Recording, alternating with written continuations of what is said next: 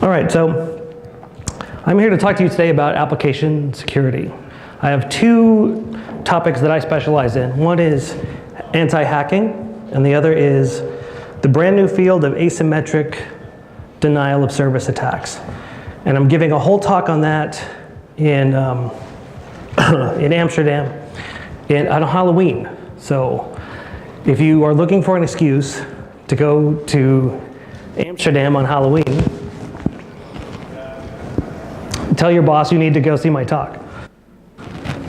So I'll be talking to you today about 5 different technologies that we use, that we see our customers using to deal with application security. I'll talk about how people use those in real life, how to place them in the network. But if it's okay with you, I also like to talk about some of the people who are involved in the sort of driving the forces of these technologies in the data center. So I'm going to talk about 5 different things: next generation firewall, data center firewall, how those relate to web application firewall. They don't. I'll talk about integration with application security scanners, IP reputation databases, and at the very end I'll give you an architecture diagram that ties it all together in a nice bow. Does that sound good? Does that sound? All right, and I always tire myself out after 39 minutes, so I guarantee this will not go much longer than that. All right, give me just 5 minutes to do a little bit of setup here of some of the characters, right? You guys have all heard of Anonymous, the group Anonymous. They were in the news a bunch, right? They were huge about 2 or 3 years ago. They're a global hacktivist group. They hate censorship. Right, they've been known to attack for almost any reason, but censorship has always been one of the big ones for them. They had a tool they developed called the low orbit ion cannon, which is a series of SYN floods, UDP floods, HTTP floods. And I know this because I was a security developer at F5 for 10 years, and I did the postmortems on our customers after they were attacked with that particular tool. Now, Anonymous is supposed to be a leaderless organization, but they did have a leader for a while, a guy named Sabu. Sabu grew up on the island of Vieques, which I believe was literally a bombing test site for the US military. So he had a little bit of an axe to grind with the US. He was a very charismatic leader, very well-spoken, idealistic, and also a very talented hacker. And he was indeed the leader of the leaderless organization, because people would say, other parts of Anonymous would say, you know what? We hate Facebook. We're going to attack Facebook with an SSL attack on Tuesday the 2nd. And Sabu would say, no, we're not going to do this. Facebook, too well protected. And then no one would attack. So he sort of had veto power, and just on the sheer will of his personality, he was their leader. And he chose the name Sabu, even though his name is known now. He chose the name Sabu after a Mexican wrestler. So when I think of him, I think of that mask. Tony, I'm doing just a little bit of setup to keep us all interested. Since this is a cybersecurity forum, who has heard even peripherally of the Jester? Raise your hand. Couple people, couple guys. Okay. The Jester, to me, is the most interesting person in cybersecurity today. He is one of the very few pro-US, pro-military hackers out there. He claims to be special operations, ex-special operations in the Gulf. And he said that he saw his friends blown up by Taliban IEDs. And so he made it his mission after he left the forces to basically attack jihadist sites. And his motivation was he didn't want to see them using the internet to recruit people, right? So he would, whenever he site, is my laser working? Yes. Whenever he would take down a site, he would tweet out Tango down Jihad Russ for inciting violence against Americans. The Jester. You can follow him on Twitter still. And when I picture the Jester in my mind, I picture, who's that, Duke Nukem, right?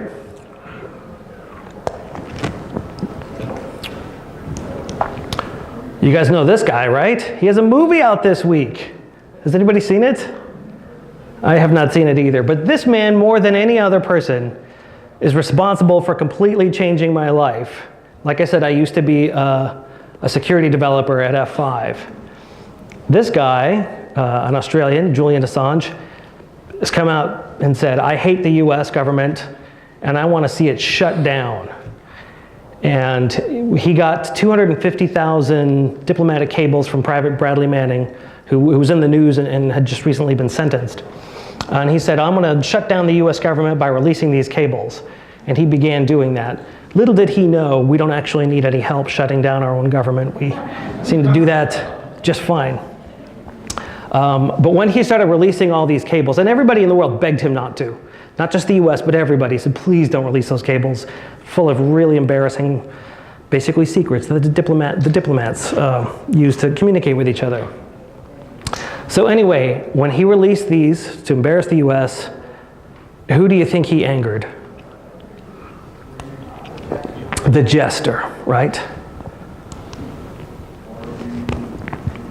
This should be in a museum somewhere, I think. This is the tweet where the Jester takes down WikiLeaks.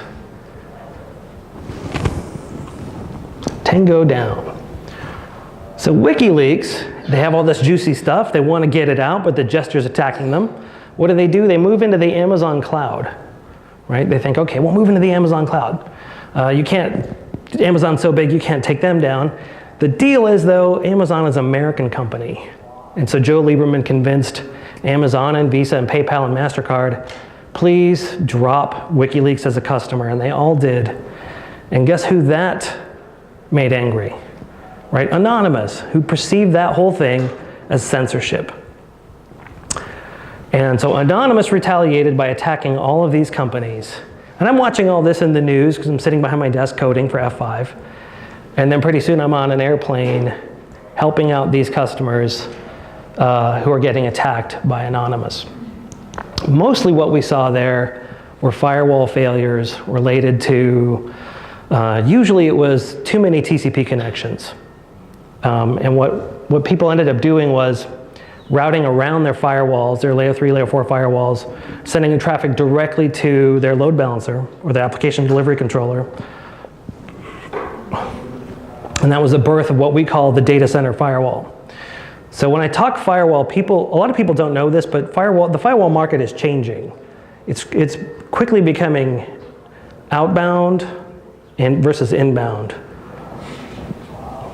So I know Palo Alto's out there somewhere. Is anybody from Palo Alto in here? Okay, then I can say whatever I want. That's good. No, I do want to be accurate, but my perception of next generation firewall was a technology built, I think, on the Berkeley campus, right? Because all of the students were going out on the internet, looking at God knows what, and bringing back a bunch of malware. And the administrators had no way to sort of track that. So they built a great tool that tracks users by their user ID and tracks applications, by which they sort of mean Facebook or Zynga or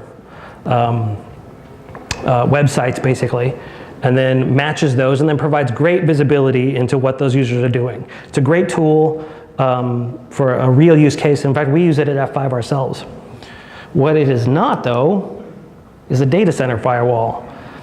The data center firewall is the opposite of the next generation firewall. It's completely focused on the inbound case. So for our customers who have, let's say it's, I don't know, a company like Facebook or something, they have 1 billion users on the outside coming into their applications. They have nobody on the inside because it's an empty data center. They don't care about what traffic is going out. They just care about the traffic that's coming in. Does that make sense? So I wish that people would spell it out more, and that would save me from having to do this, but this is the way we see things going. Now, a lot of people will say, dude, I don't want 2 firewalls. I don't even like administering 1 firewall. I just want 1 to do it. I think in the future, you might be able to get a solution that works for both. But what we've been seeing with our customers is we'd rather see you split it. We'd rather see you have a next generation firewall if you need it, and then a data center firewall if you need that. And I have a diagram that'll show you how to set that up as we go on. Does that make sense? Any questions about this before I move away from that?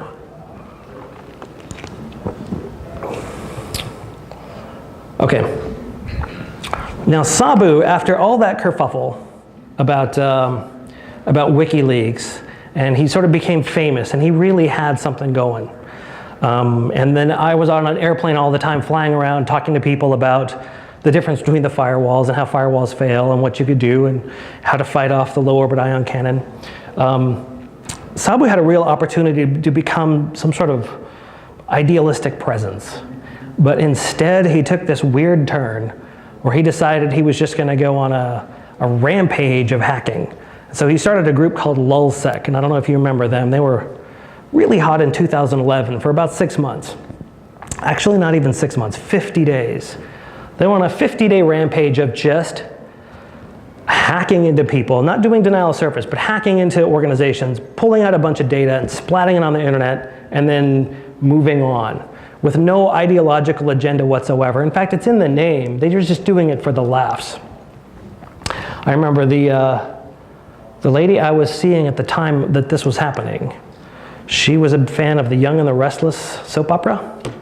And the Young and the Restless soap opera at the time was having a giveaway where if you registered your username and password, you might win a prize to go see the Young and the Restless in person and maybe be on the show. Well, for whatever reason, that was one of the databases that LulzSec hacked. They went in there and they got all the usernames and they dumped them out on the internet. And I was thinking, you know, she might use the same username password for that she would use for her bank. I better go check. Unfortunately, she didn't register. She wasn't in the database as far as I know. But that's what got LulzSec a bad rap. Not just because of the hacking, but all of the sort of collateral damage of the innocent people. She wasn't taking an ideological stand. If she had registered, she was just looking for a prize, right? LulzSec made a fatal error, though, when they attacked, I think it was the FBI. It was the FBI or the CIA, I can't remember. Who do you think that angered? The Jester, right? Because he loves those guys. The Jester never liked Sabu anyway. Always thought he was kind of a hippie. Just, they were always going to be diametrically opposed. And so when LulzSec attacked the FBI or the CIA, the Jester said, well, the gloves are going to come off and I'm going to get you. Now, this is a graph from IBM's X-Force Research and Development Division, which I think is the old ISS guys, right? Anyway, they put out this graph every year, and the size of the balloons represents the business impact that the attack had. And then it's from January to December. And then the color of the balloons represents the type of attack. Yellow is SQL injection. SQL injection, and you can see it's mostly yellow with some red, and I'll talk about the red in a minute, but SQL injections are, I think, the #1 concern of the OWASP top 10. The OWASP is the Open Web Application Security Project organization. If you're not familiar with them and you're interested in application security, go to that site. It's a nonprofit site. It's full of great information, and they rank every year the top 10 application security threats. And SQL injection is usually #1 or #2. It's so easy to do an SQL injection, I hesitate to call it a hack, except it is a hack, and it happens all the time. It turns out to be really easy to write code that is vulnerable to SQL injections. In fact, when you write code normally, you are vulnerable to it unless you're thinking about it. Oh, I got to sanitize my input. So that's why it's so prevalent, and that's why it was so easy for LulzSec to go and do all this to everybody and sort of get in trouble. Now the red, I'm sorry if you can't see it, it's kind of washed out. The red is denial of service attacks, which is sort of the other thing I'm going to talk about. Starting here, this is last year, starting here in September, there was a series of attacks against the large US financials, the big banks in America. And those have been ongoing ever since then, up until just recently. And that's a whole separate talk. I won't talk too much about that, but those are the two things that are that are top of everyone's mind right now. Okay, some scary numbers on this. The only one I'm going to concentrate on is this number here, and it'll become important in a minute.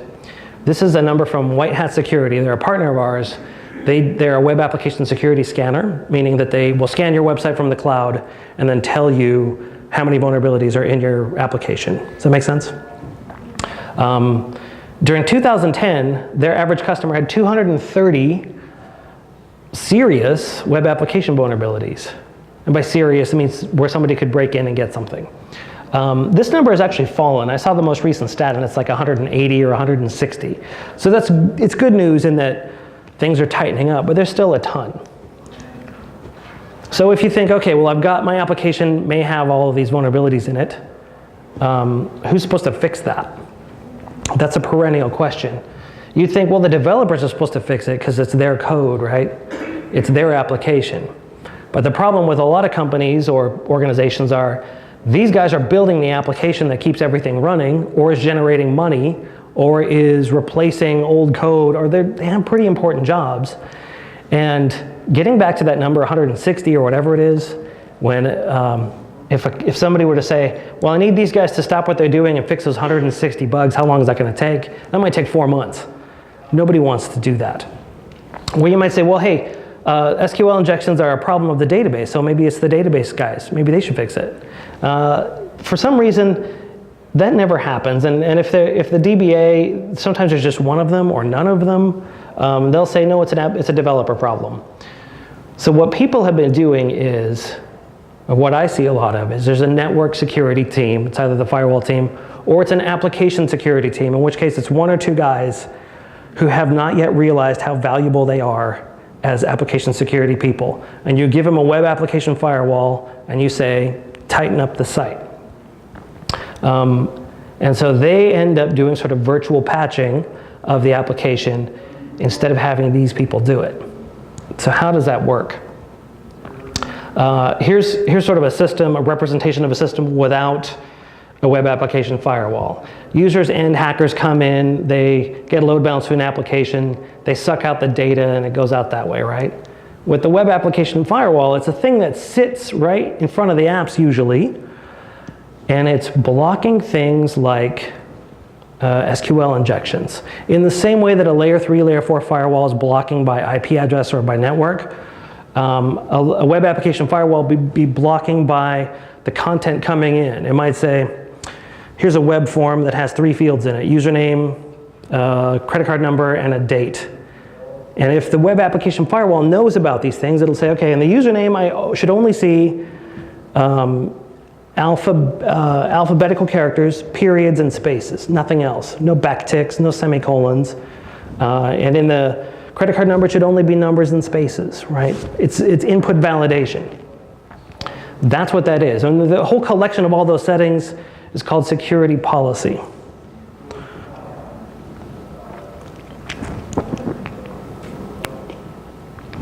Here's a breakdown of all the other things that WAFs, web application firewalls, do that you won't find in other places. You won't find them on the layer 4 firewall. SQL injection is in there somewhere, of course. Cross-site scripting, forceful browsing, all the hard stuff. Does that make sense? All the things that's really difficult to do, you don't do those necessarily at a firewall. You do them at the web application firewall.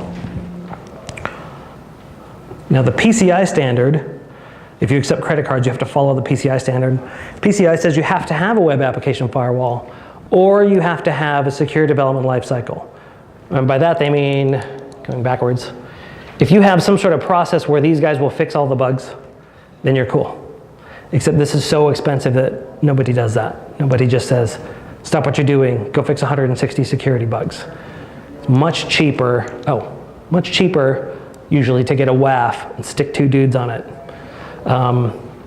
Another example of when a WAF works is, I was in New Zealand about a year ago, and there was a guy, he had a great website, made him like $10,000 a month. But he used an old database, and that database had a vulnerability in it, And in order to get the new fix, he had to buy the new version, which was $2.2 million. Just to get, not to get any, he would get some more value, but he would really just trying to get that bug fix. He said, you know what, I would just rather buy the WAF for $20,000 than the $2.2 million. And in fact, in New Zealand, you can rent a WAF for $1,000 a month. Total no-brainer for him, right? Totally makes sense. I don't want to spend $2 million, I just want to spend the $1,000 or whatever. So if there's a case where you can't patch the bug, you don't have access to the source code, the WAF is the way to go. Okay, now I mentioned WhiteHat Security before. They're a partner of ours, and we have other partners who are application security scanning vendors, and we love them all. The WhiteHat is one of our favorites because their claim to fame is they have 0 false positives. The reason that's important is if you're a security person and you run a scan on your site and you go to the developers with a list of vulnerabilities, say 10 of them, and it turns out that 7 of them are not really vulnerabilities, those people will never believe you again. The next time you come in there with a list, they'll be like, last time you were here, you wasted my time for 3 days on stuff that wasn't really real. So WhiteHat will hand check every single vulnerability in their report. This means they don't necessarily scale that well because it's hard to find application security people. It just is, right? That's one of the reasons we have WAFs. But they're very active in the US. Now they came up with this great idea. They called all the WAF vendors, including F5, and they said, would it help you guys build your security policies if you knew what the vulnerabilities were in the application in advance? And all the vendors for some reason said no. But we said, of course it would help. Of course it would help us to build the policy if we knew what the vulnerabilities were. So WhiteHat and F5 built the first integration where from the WAF you can ask for the report from WhiteHat. And let's say your application has pushed out 10 new pages in a week, and they just ran the scan, and it shows that of your 10 pages, 2 of them have vulnerabilities on them. The WAF will automatically generate a policy to cover those 2. Boom, you're good. Does that make sense? That makes sense, right? Everybody does this now. Not just F5 and WhiteHat. All the scanners do it and all the WAFs do it. If you're looking to buy a WAF and it doesn't do this, I would recommend you think again, because this is what everyone's doing. Okay, so stepping back into the fight with the Jester and Sabu for a minute. So they're sort of going at each other online, and they're frantically trying to figure out who each other is, right? Because the Jester just hates Sabu, and he wants to see him get arrested. And I think Sabu figures if he could correctly identify the Jester, he'd be so busy running from his life from all the jihadists that he would not have time to mess with Sabu anymore. So they're constantly trying to figure out who each other are. And I happened to be at the security conference in Las Vegas a couple of years that summer. And I went to a couple of talks like this one in the morning, and then at lunchtime I went out to go work on my tan, and it was a Friday. So I took a picture of my feet, and I emailed it back to my friends at headquarters saying, haha, I'm getting paid for this. But I spent most of the time at the pool, and you can't see this, but I spent most of my time trying to work up the courage to talk to this young lady. You can't see, but she actually has purple hair. And I was newly single at the time, and my game was just awful. But I went up to her anyway, and I tried, and it totally failed. I mean, just epic, totally bombed out. It was like talking to a wall. But I did compliment her on how I liked how her hair matched her bikini, so she let me take this picture. And I fuzzed out her face. So I go back up to my hotel room, and I'm checking the tweets, and there's tweets from the Jester and from Sabu, and they're both at the conference. And they're calling each other out. And the Jester saying, Sabu, you're a coward, come out and meet me in the open. And Sabu says, I'm the most wanted hacker in the world, and you're friends with the feds. If I come out in the open, you guys will jump me and arrest me. And the Jester says, well, let's meet in private or something. Anyway, they're calling each other out. And the Jester says, come meet me at the pool. Here's a picture of where I'm at. And this is literally like a minute after I got back to my hotel room. I'm like, look, you can't see it, but that's the girl with the pink hair. And see that guy there? That's the guy I was sitting next to when I took that picture. So first I'm like, oh, thank goodness I'm not in the picture. because, well, just I didn't want to be involved in this picture. And then I thought, if he took that picture at roughly the same time I took my picture, then didn't I take a picture of the Jester? So I've looked at this picture, I don't know, for dozens of hours. This might be the only known picture of the Jester in existence. At first I thought it was that guy, right? Because he looks like Duke Nukem. But then I realized, well, the angle's wrong, and he just doesn't quite seem the type. I never picture the Jester wearing a ball cap, for one. And so I've actually gone back to the scene of the crime several times, and the best I've been able to determine is that the Jester took the picture from inside the bar here. And I've tried to blow up the picture several times just to see, but I can't quite get in there. But anyway, you may be looking at a picture of the Jester in that picture. Sabu said he was there as well, so maybe he's in the picture as well. And some people ask me, well, maybe the girl with the pink hair is the Jester. I don't think that's true, because I ran into her at a party the next day, and I apologized for coming across as a total creeper. And I then tried to explain the significance of her being in this picture. And she was having none of it. She'd never heard of the Jester or Sabu or anything. It just sounded like I was like looking at pictures of her all day. So anyway, shortly after this, Sabu announced that he was giving up, he was leaving. And this was his last quote. For about 2 months. He, nobody knew it, but he'd already been nabbed by the feds at this time. And that whole thing about, at the conference, that may have been the NSA tweeting on his behalf. In fact, it was funny. Shortly after this, he comes back and he's tweeting and stuff, and he says, everybody in the world who loves Sabu, give me a shout out. And so like 10,000 people start tweeting him going, Sabu, we love you in Brazil, and we're starting up our own group called the da-da-da-da-da. That wasn't the Sabu saying, send me the love, it was the NSA, right? And so they're recording all this list of all the people around the world who love Sabu. It's crazy. The world is a crazy place. Okay, so getting back to the Jester and asymmetric attacks versus hacking. You may have thought, you know, how are they different? They're actually more similar than they are different, and I'll go into exactly why that is. But some of the goals are different, whereas a hacker might get into your system and stay there for years, sort of broadening their reach. An asymmetric denial of service attacker is really just trying to cause an outage. It's usually a two-step process. I did want to say, you know, why this is important. This is the laptop that the Jester used to take down WikiLeaks. One laptop. One. Not hacking, denial of service. This is what caused that whole, everything I've been talking about is this one laptop. If you know what you're doing with asymmetric attacks, you can cause an outage of a fairly large site by sort of finding the ticklish spots. Does that make sense? So I was thinking I should buy that laptop and just put it in a case or something, I don't know. Another guy I like to talk about is Commander X. He's out of California. Anybody heard of him? Commander X. And maybe you can correct me if I'm wrong, but this was a hilarious story. He had a beef with Santa Cruz County about zoning or something ridiculous. So he threatened publicly to launch a denial of service attack on them. And he went to a Starbucks and he attacked them. And he totally would have gotten away with it, except he kept coming back to the same Starbucks afterwards and logging in as Commander X. So they eventually nabbed him, and they put him up on charges for denial of service, which is serious now. It's 15 years. It's 15 years in prison if you get caught doing denial of service.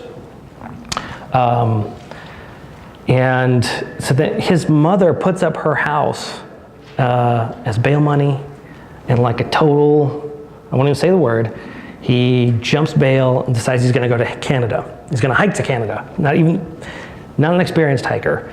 So he goes up to Glacier National Park and he's going to hike across, and they say, you have some bear stuff with you, right? And he's like, I don't need it. So he wakes up the first night and there's a bear in his camp eating his food. And then he wakes up the second night and there's a bear eating his laptop.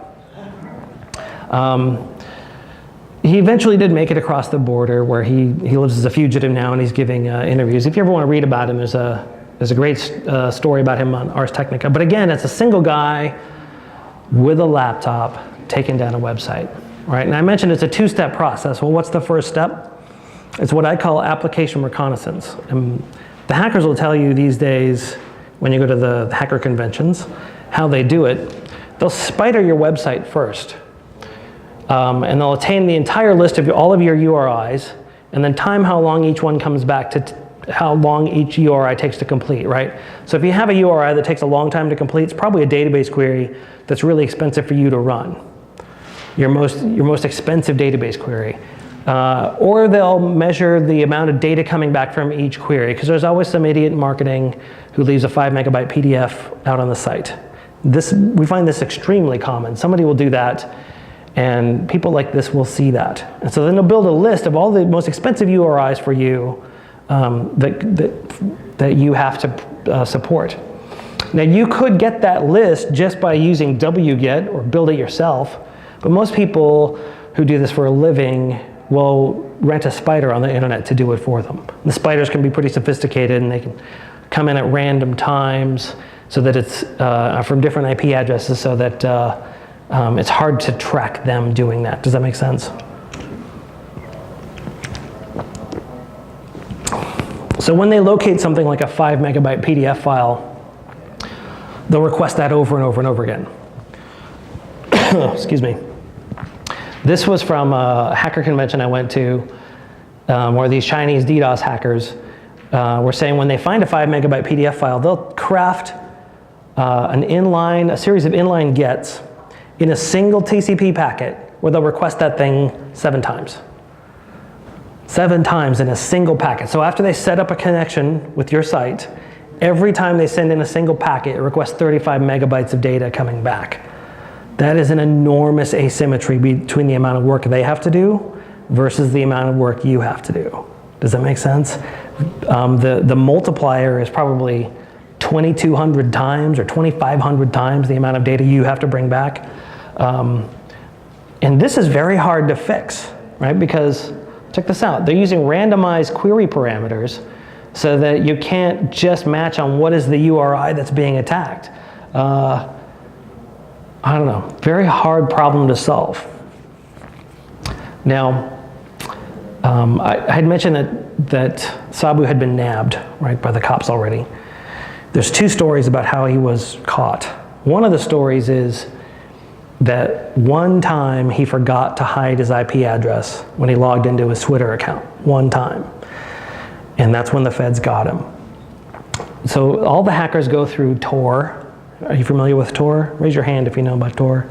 Tor, for those who are not, there was actually a story on NPR like 2 days ago about Tor, so go listen to that. But it's basically an anonymizing network of machines around the world, and anybody can add their computer to it, and then a hacker or somebody, not just for hackers, it's for anybody who wants to be really anonymous on the internet. And it might be for legitimate reasons. Say some group is being persecuted in Persia, and they want to communicate with their people on the outside. They could go through Tor. They send a request into Tor to go to some website, humanrights.org, and this will bounce them around the world, and they'll randomly pop out somewhere, and then they'll go to humanrights.org, and then they'll come back in this way. And the NSA I think yesterday or 2 days ago, a paper was leaked from the whole the Edward Snowden files, where the NSA admits that when somebody goes into Tor, the NSA cannot track them. In fact, their presentation was called Tor Stinks, because they can't figure out where they're going. So just as an aside, what the NSA has done is, since anybody can join Tor, it's guessed that half of the Tor exit nodes are owned by the NSA now. And that they do analysis on the traffic coming out, but they still can't correlate that back to people coming in. So all of the hackers will go through Tor because it does work to hide their identity. So how do you stop people from coming in from Tor? Most of our customers, like banks and stuff, they don't want any Tor traffic. They understand there's legitimate uses for it, but they also know that all the hackers use it. And that if you're coming in from Tor, you probably have a ton of baggage with you. Does that make sense? You're either a hacker or you're in a bad place or something. How do you stop that? There's a technology called IP reputation. And there's The company that we resell, that we use, is WebRoot, and they're out of Colorado where I live. So, and they're about 45 minutes from my house. So I drove over there one day and I said, how's your stuff work? And they said, well, what they do is they keep honeypots all over the internet, and they monitor like the whole internet. Well, not the whole, they're not like the NSA, but they have analysis tools out there, and they're watching the bad guys, and they keep a list of 15 million bad IP addresses. And they boil that down to about 5 million every day, and then they send those out to all the subscribers. So typically you'll hook this up to your web application firewall, which we talked about earlier. But other people will just use that as a feed into something else. If they have any kind of device where you can give it 5 million IP addresses and it won't let them in, that's great. And some people keep their own IP reputation databases if you have a threat intelligence team. And then with each address, there's a bit field that says, why is this address evil? And it might be because it's a botnet command and control center, or it's an anonymous proxy, or it's a known phishing proxy, or it's an open mail relay, or it's a scanner. Right? I mentioned the scanners that people rent to spider your site. So they keep track of the scanners as well. So if you have a WAF or any sort of security control device where you can hook it up to an IP reputation database, that's how you solve that problem. What was I gonna say? There was one more thing about IP reputation. It'll come to me. The users we have who like it love it. They say it's easy to set up, and once you set it up, you don't have to worry about it. It gets rid of the stupid stuff, they say. Okay, and as far as I know, last time I checked, all the WAF vendors use the same database. So it's not really a differentiator for F5. I guess what I am saying is if you're looking at a WAF and it doesn't have this integrated with it, look at a different one. Okay, excellent. I'm right on time. So talking more about after they have that list and they're going to attack you, how do you mitigate that, right? Especially if they can make it look like legitimate traffic. What do you do? The best thing we've seen our customers do is, and not everybody can do this, but if you can, set up a login wall. A login wall is a place where you are, well, let me take a step back. During the DDoS attacks against the financials that I mentioned that started in September, those were crippling to those banks. And they were getting hit with a mix of volumetric traffic, like 50 or 60 gigs of traffic at a time. And they would use Prolexic or somebody else to scrub that out, but they were finding they were still down because of the asymmetric attacks that I was talking about, like with all those requests in a single packet. So the best of the banks that I saw that solved this problem, they did it by doing something like this. They would set up a hot version of their site. And then when they were attacked, this site would behave a little bit differently. If a request came in from a legitimate user, somebody who logged in before or who could log in, then they would let them do whatever they normally could do. Transfer money, view their statements, look at PDF files and brochureware. But everybody else could do nothing. So you couldn't get to the search feature. You couldn't download the PDF if you couldn't log in. You couldn't do the ATM locator, the store locator, or anything. You couldn't do any of that stuff. This worked the best. And you can figure out by looking at the media reports which banks used this because they had the best uptime during the attack. And what the cyber fighters who were on a schedule at the time found was that the attacks they were launching against these particular banks were ineffective, so they just moved on to the next bank. It's sort of like if you and your friend are running from a bear, you don't have to be faster than the bear, right? You're faster than your friend, your former friend. Same concept. So that's called a login wall. Now you can build that by spinning up a hot site and doing it there. Oh, and some people will ask me, they'll say, well, if that's so awesome, why don't I just do that all the time? Why isn't it just like that all the time? And the answer goes back to more towards usability and ergonomics. You probably don't want to have to force people to log in to find the ATM locator, right? They just want to find the freaking ATM. But also, I think there's merit in having a higher security posture when you're being attacked than when you're not. So for example, the attackers go through all of that work of spidering your whole site and paying somebody money to rent the scanner to do that. And then they go to use that on you, and you switch over to this, and now all that information they gathered before is useless. It doesn't work on you. So I think there's merit there, and I recommend that people, if they can, do that. Now, it depends on your industry. Banking can do this, because they know their customers, but hotels cannot, because almost nobody logs in to the hotel site just to check room availability, right? You just don't, unless you're Marriott Gold like me. Was that a question? So this wouldn't be something for a public-facing website or only static with content. We're talking about authenticated versus non-authenticated. Yeah, if you just have static content, maybe you have like an educational site, you don't have a lot of database queries. A lot of those you could solve that with caching, or you could push it up into Akamai, or you could put it in the cloud for a while. There's different approaches to that. We find that those sites like that are increasingly rare. People just don't have as many of those. Is there another question about the hot site? And we'll have time for questions, I'm sure. All right, and here's the architecture diagram that I promised you. Right, hopefully this ties it all together. This is what people are building out there. After the cyberfighter attacks, the DDoS attacks I mentioned before, those guys were holding the banks for $2.5 billion worth of ransom. They know about the services that will offload the DDoS protection for you and how much they charge per minute. And so these guys were trying to send enough traffic to the banks to get them to basically pay up $2.5 billion. So those banks, even though they have like all the money in the world, they don't want to pay it. They just don't. So Bloomberg reported that JP Morgan Chase has spent $600 million this year to try to beat them at their own game. It's basically over provision. And they're building things like this. All right, so let me explain, what is this? Internet on this side, you have two ISPs. You definitely should have two ISPs. I've seen what happens to customers who don't.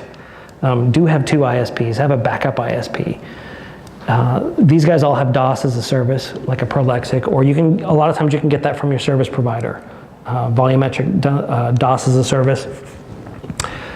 This does not work for asymmetric attacks, right? But you do have to have it in case somebody hits you with a 50 gig attack, but it doesn't work for asymmetric attacks. And the reason is, I mentioned that somebody sending in that packet, right, that pulls out 35 megs of data. They can send that in, even if they send in a bunch of those, it's not gonna set off a volumetric attack trigger. You probably don't even notice that there's any extra incoming traffic. All you see is that your outbound traffic is going through the roof. So usually volumetric services don't do anything for that. And plus the hackers know about those. Oh, yes, I'm sorry. The hackers know about these, they know how to get around them, but you still have to have it.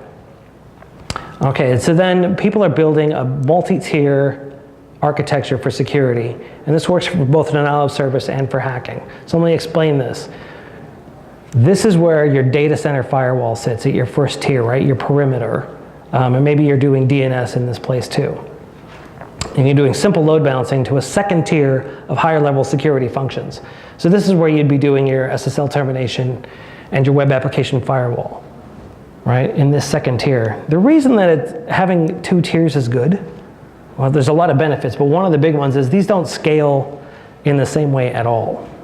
That is, if you provision your firewalls properly, they're probably good for years. But as your site grows, and your site may grow with popularity, or maybe you acquire somebody else, let's say your site grows by 100% over a year, and your policy gets a little bit more complicated, that can drive the CPU usage through the roof on any of these higher level security things. So you can find that you scale this independently of scaling this. Does that make sense? And the security directors I talk to, that's the first thing they ask me is, okay, you guys have a WAF, what about the CPU? And when I show them this, it drops away because they realize, oh, I can just keep adding WAFs here. I can just keep adding layer 2 security here. And if you can load balance, if you have some kind of integrated say firewall/ADC here, you can load balance dynamically to these things.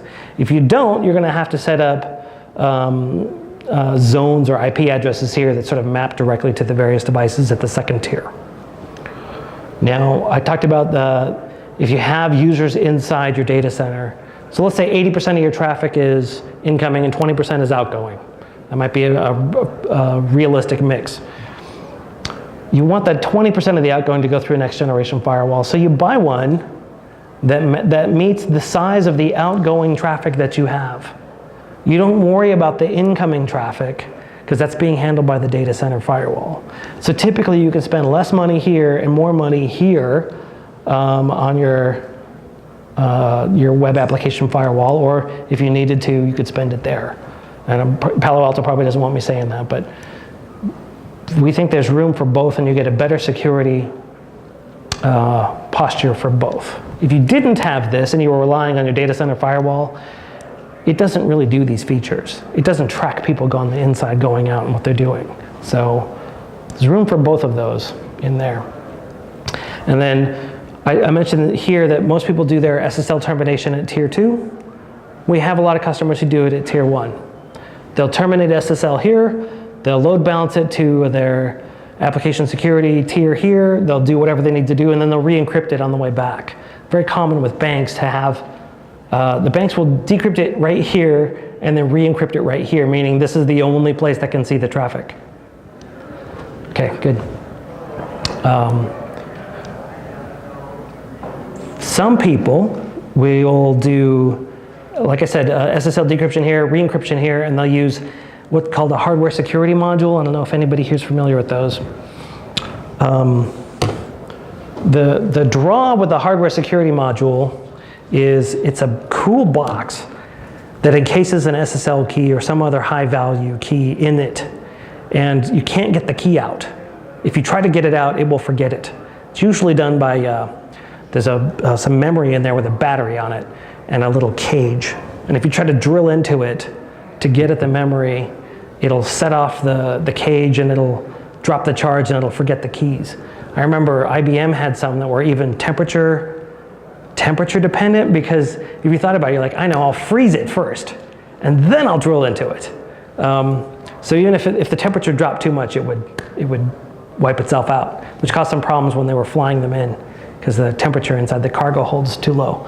Anyway, cool devices, and the NSA won't like me saying this, but I've been thinking all weekend, I don't think even the NSA can get into those.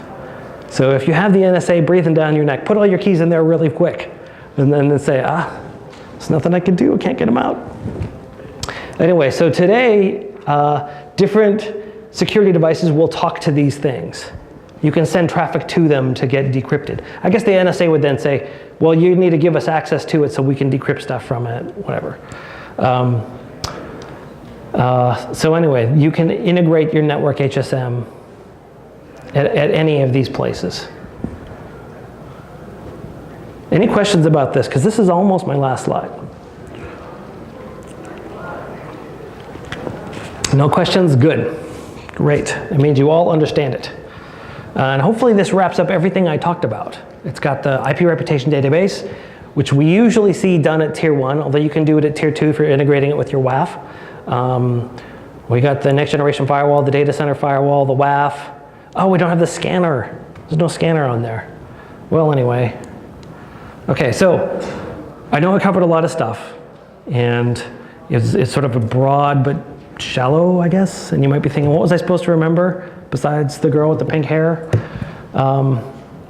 Remember the web application firewall. If you're not familiar with that technology, that's where everyone's doing application level security now. It's we have one, Imperva has one, you can get them in the cloud, all over the place. PCI says you have to have one. You can integrate the scanner with it. Remember IP reputation databases. Those are updated every 15 minutes, or even every 5 minutes.